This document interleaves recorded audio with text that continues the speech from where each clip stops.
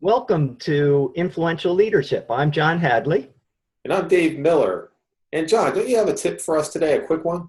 Yeah, I've been really impressed with some of the writings of Jim Collins and his book, particularly Good to Great, and the concept he refers to as a level 5 leader.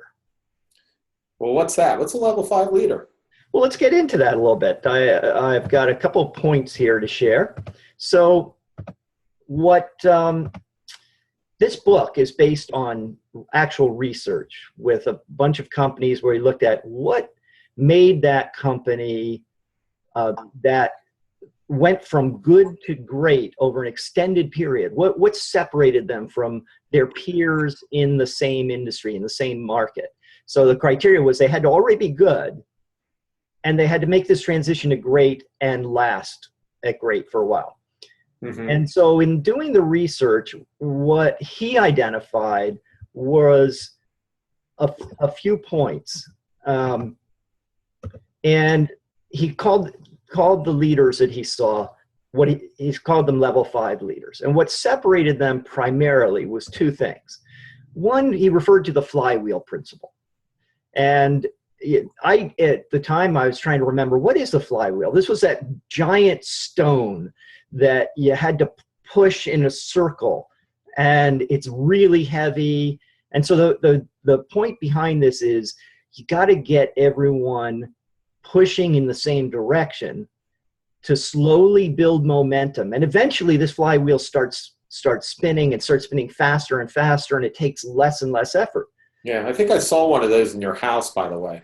Yeah, I put the kids on that at one point. You saw it at a yard sale recently, something like that. So this is the concept here is you got to be really focused. You got to consistently stay the course on what you're passionate about, and it's going to take effort. It's going to take time. In fact, the companies that he was looking at, they weren't recognized for having made this transition until they'd been pushing for quite a while. And so it looked like this overnight success, but when he looked deeper, he found, this overnight success came from pushing this flywheel for several years.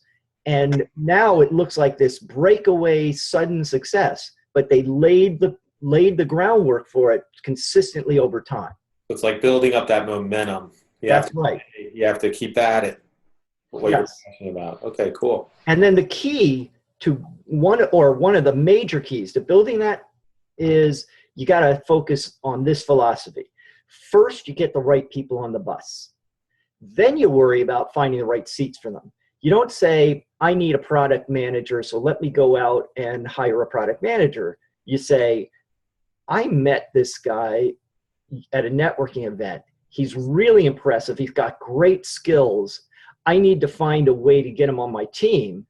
Now, once I got him on my team, let me figure out what's the slot that makes sense. And it may be a totally new slot, or it may be taking a slot that exists and repurposing it.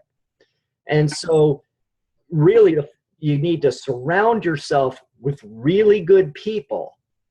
And then once you do that, you let that great team help you figure out the best way to produce outstanding results. So everyone's pushing in the same direction.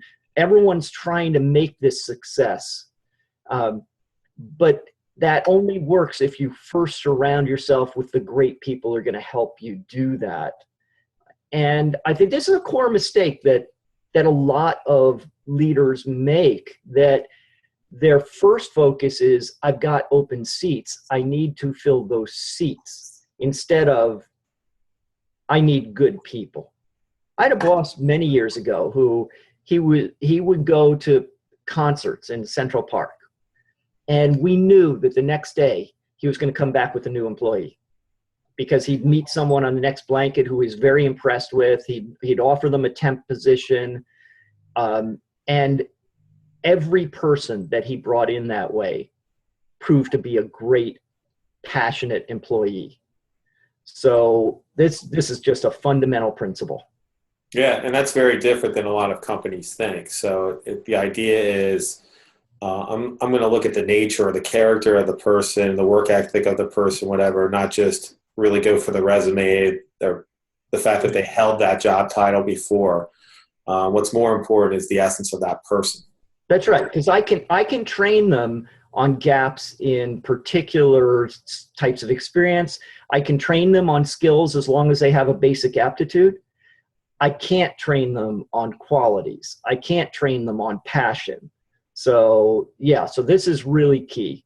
Very interesting. Yeah. Yeah, and so then homework assignment I would give to all of our listeners is take an inventory of where you are on this scale already. Where do you fall in adopting the flywheel principle, staying really consistent about what you're passionate about, pushing hard on it, and surrounding yourself with good people, and think, what might you be missing, or what things might you need to work on to be a more effective level 5 leader?